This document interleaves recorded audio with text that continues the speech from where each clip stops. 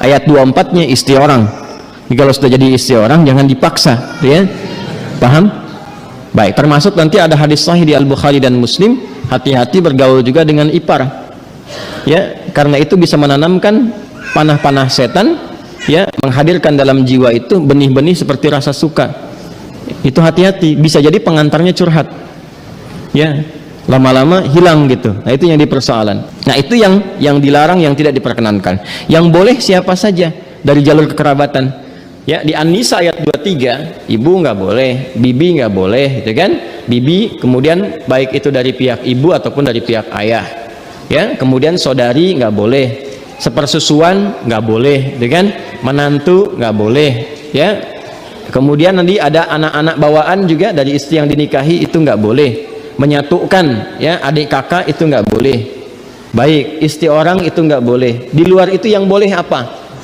Jadi hukumnya kalau ingin menikah antar sepupu boleh-boleh saja karena ini bukan mahram. Ya, jelas? Sampai sini boleh. Kalau ditanya apakah boleh menikah antar sepupu, boleh, sepanjang tidak ada sebab-sebab lain yang mengharamkan itu. Apa sebab-sebab yang lain? Ini hukum asalnya boleh, tapi nanti ada sebab-sebab lain yang menjadikan terlarang. Sudah itu kau nonton, jangan lupa like and share. Assalamualaikum Ustaz. Waalaikumsalam warahmatullahi wabarakatuh. Semoga Ustaz selalu dalam lindungan dan rahmat Allah Subhanahu wa taala. Semoga Allah memberikan perlindungan dan rahmat kepada Anda dan keluarga lebih baik dari apa yang Allah berikan kepada kami, dan kita diberikan pancaran kemuliaannya. Ustaz, sebelumnya saya minta tolong penjelasan tentang menikah dengan sepupu. Apa di dalam Islam diperbolehkan? Kalau memang dibolehkan, saya mohon penjelasannya Ustaz. Karena saya ada berhubungan dengan sepupu. Kebetulan ayah saya dan ayahnya adik, dan ayahnya adik kakak. Kenapa kebetulan? Ya, emang adik kakak kan, bukan kebetulan. Ya, kebetulan ayah saya dengan ayahnya adik kakak. Ayah saya yang paling tua. Dan kami berdua ingin menikah, tapi terhalang restu orang tua. Karena mereka menikahi sepupu, karena kata mereka menikahi sepupu itu tidak boleh karena masih satu bapak. Kami sudah memberikan penjelasan kepada orang tua, tapi orang tua masih kekeh dengan pendapatnya. Kami hanya ingin halal agar kami terhindar dari maksiat. Kami mohon kepada Ustadz untuk memberikan penjelasan tentang hukum menikahi sepupu. Dan kalau boleh, kami minta tolong divideokan ya Ustadz, agar orang tua kami bisa memahaminya dan memberikan restu kepada kami. Sebelumnya terima kasih banyak ya Ustaz. Syukran, jazakallah. Anda memindahkan beban hidup Anda kepada saya. Tidak apa-apa, ini biasa. Ya, mau dijawab? Yuk kita pakai Quran aja dulu jawabnya. Buka Quran surah ke 33 Al-Ahzab ayat 50. Quran surah 33 ayat 50. Tolong diambilkan kursi satu lagi, biar duduk. Kursi satu lagi, minta kursi. Ada? Kita langsung aja ya, supaya nggak terlalu panjang. Hukum pernikahan dengan sepupu. Ada sepupu, ada keponakan, beda ya. Baik. Ini kan kasusnya begini. Ada adik kakak, ya. Kemudian masing-masing punya anak, kan? Anaknya ini saling punya rasa, ya, saling mencintai. Baik ya, masih ingat yang pernah saya sampaikan? Bukan 2 tahun lalu, kemarin malam Jumat, ya. Baik ya. Dan rasa ini ingin disalurkan dalam bentuk yang halal untuk pernikahan. Menikahi yang yang dicintai, menikahi yang dicintai itu harapan. Tapi mencintai yang dinikahi itu kewajiban. Jelas? Baik ya? Nah, sekarang ada harapan enggak untuk menikahi yang dicintai itu? Dia punya rasa cinta antara sepupu ini, ya, anak dengan anak, maka boleh enggak hukum nikahnya? Yuk kita lihat di Quran ya, surah ke-33 ayat 50. Ada ayatnya? Dibaca. A'udzubillahi minasyaitonirrajim. Bismillahirrahmanirrahim. Ya ayyuhan nabiyyu inna ahlalna laka Baik, azwajaka allati ataita ujurahunna wa ma malakat, baik, yaminuk mimma afa Allahu alaih. Setelah itu wa banati ammika wa banati ammatika wa banati khalika wa banati khalatika. Terus ya, sampai situ dulu karena sesuai pertanyaan. Baik kan? Wa imra'atan mu'minatan in wahabat nafsaha lin nabi, ya. Nah, itu nanti diteruskan ayatnya kemudian. Yuk kita lihat. Saya berdiri sebentar untuk menggambarkan dulu ya, sejenak. Wahai Nabi sallallahu alaihi wasallam, dengan keagunganku, kata Allah, dihalalkan bagimu untuk menikahi perempuan-perempuan yang kualifikasinya dibenarkan secara agama. Terus ya, sepanjang engkau siapkan pula ya mahar yang engkau siapkan. Kemudian juga dibolehkan dengan kualifikasi-kualifikasi tertentu. Jadi dalam pernikahan itu ada yang tidak diperkenankan menikah, ada yang dibolehkan menikah. Nanti yang tidak diperkenankan diantaranya di ayat ke-23 surah keempat itu, surah An-Nisa ayat 23. Ayo yang jomblo fisabilillah tuh dituliskan dulu itu ya. Ada berapa kualifikasi itu, nanti kalau cari-cari jodoh jangan memaksa pada yang itu ya, itu yang tidak boleh. Hurrimat alaikum ummahatukum, ibumu nggak boleh ya kan.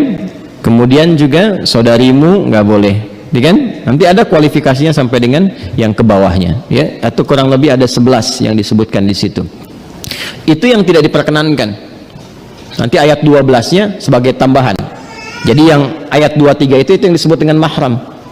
Ayat 24-nya istri orang. Jadi kalau sudah jadi istri orang jangan dipaksa, ya. Paham? Baik, termasuk nanti ada hadis sahih di Al-Bukhari dan Muslim, hati-hati bergaul juga dengan ipar.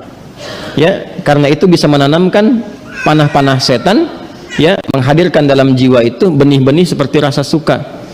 Itu hati-hati, bisa jadi pengantarnya curhat. Ya, lama-lama hilang gitu. Nah, itu yang dipersoalan, ya. Saya tidak ingin lompat terlalu jauh, kita kembalikan. Nah, itu yang dilarang, yang tidak diperkenankan. Yang boleh siapa saja dari jalur kekerabatan. Ya, di An-Nisa ayat 23, ibu nggak boleh, bibi nggak boleh, gitu kan? Bibi, kemudian baik itu dari pihak ibu ataupun dari pihak ayah. Ya, kemudian saudari nggak boleh, sepersusuan nggak boleh, gitu kan? Menantu nggak boleh, ya. Kemudian nanti ada anak-anak bawaan juga dari istri yang dinikahi, itu nggak boleh. Menyatukan, ya, adik kakak itu nggak boleh. Baik, istri orang itu nggak boleh. Di luar itu yang boleh apa? Ya, di luar itu yang boleh apa? Teruskan. Satu, kalau dari jalur kekerabatan yang paling dekat, anak paman. Baik ya? Obanati ammika. Anak paman berarti sepupu kan? Ya kan? Baik. Ini saya sebut kakek sajalah. Ya. Kakek punya anak kan? Ya. Ini A, ini B. Ini anaknya laki-laki, ini laki-laki juga. Oke? Sudah. Ini ayah lah ya, untuk memudahkan. Ini bapak.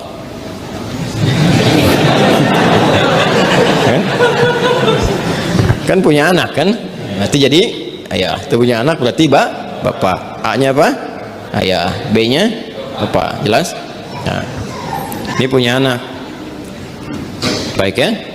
Ini X. Yang ini ya kan? Ini Y. Baik.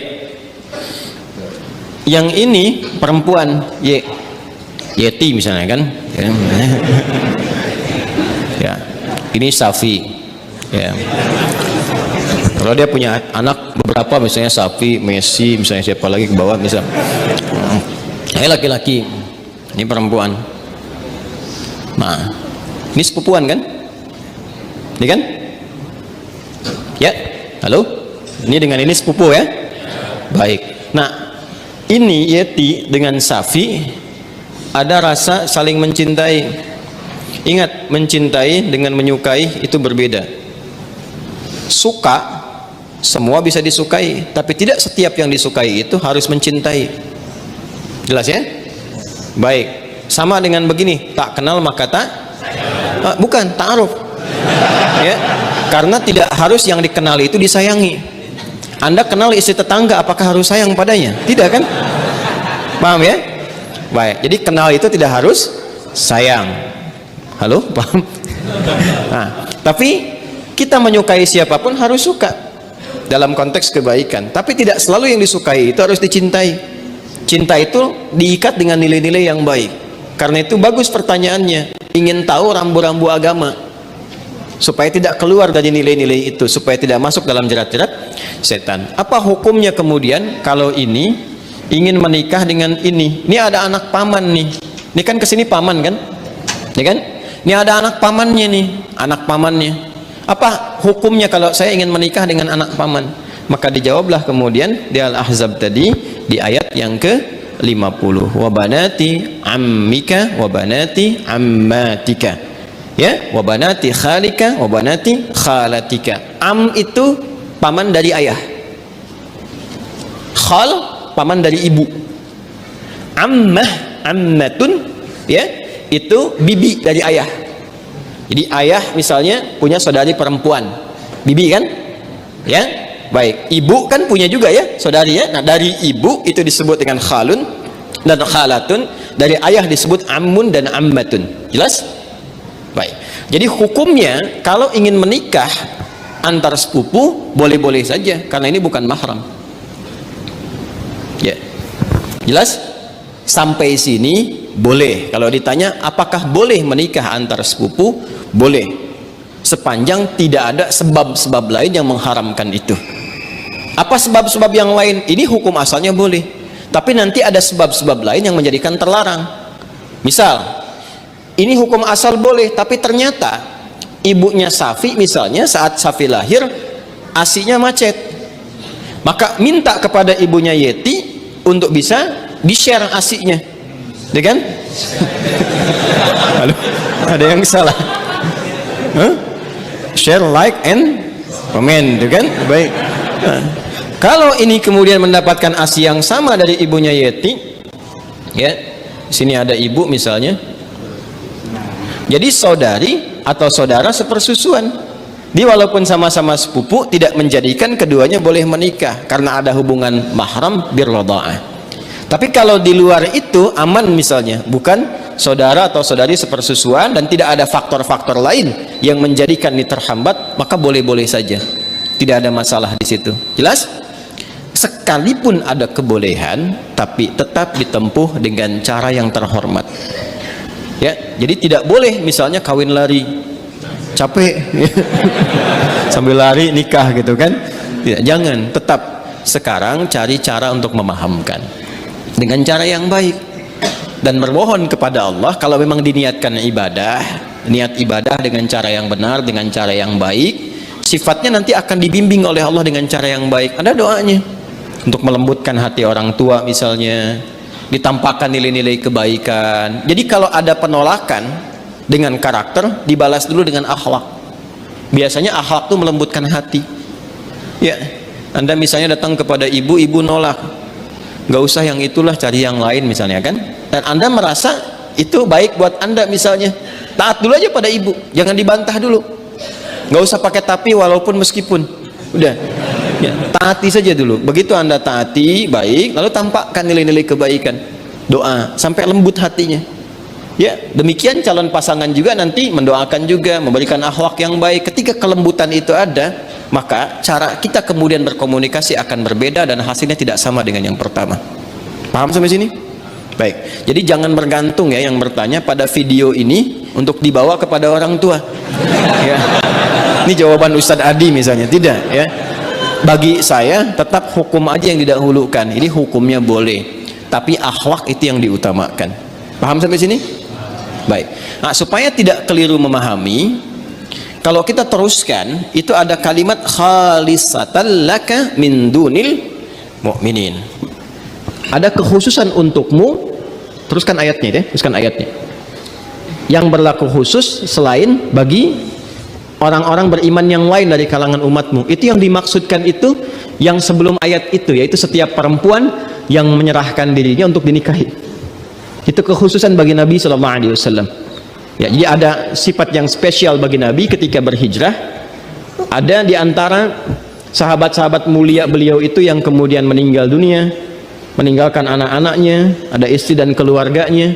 Ya, kemudian Nabi diperintahkan oleh Allah Subhanahu wa taala bagi perempuan-perempuan tertentu khusus, jika Nabi meridainya, akhlaknya, kemuliaannya, kebaikannya, support untuk dakwahnya, dan dia datang untuk menyerahkan dirinya untuk dinikahi, boleh-boleh saja, silahkan, gitu kan.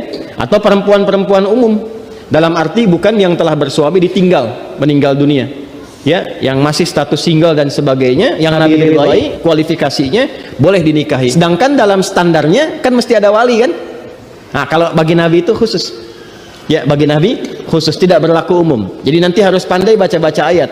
Ada yang khusus untuk Nabi, ada yang umum berlaku untuk umatnya. Di ayat ini ada dua kualifikasi. Ada yang umum sifatnya seperti menikah antar sepupu itu, ada yang khusus sifatnya seperti perempuan yang datang sendirinya untuk minta dinikahi.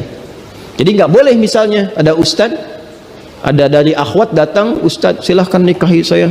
Ya, misalnya kan, tuh. Walinya mana? Nggak apa-apa, saya jadikan Allah sebagai wali saya. Dia, nah itu nggak boleh. Paham ya? Itu nggak boleh hukumnya. Jelas? Nah, itu diantara yang ditemukan. Karena ini ada kisah kenapa ayat ini turun. Salah satunya kisah Sayyidah Maimunah Al-Ansariyah. Ya, ada kisah menyebutkan demikian. Ada kisah menyatakan Zainab Al-Ansariyah datang kepada Nabi SAW, menyerahkan diri beliau untuk dinikahi. Jika memang ada nilai-nilai kebaikan yang bisa disupportkan untuk dakwah Nabi, maka direspon dengan turunnya ayat ini. Itu yang disebutkan oleh Imam Ibnu Jarir At-Tabari dalam tafsirnya, ya, tafsir At-Tabari atau Jami' Al-Quran di jilid yang ke-12 halaman 29.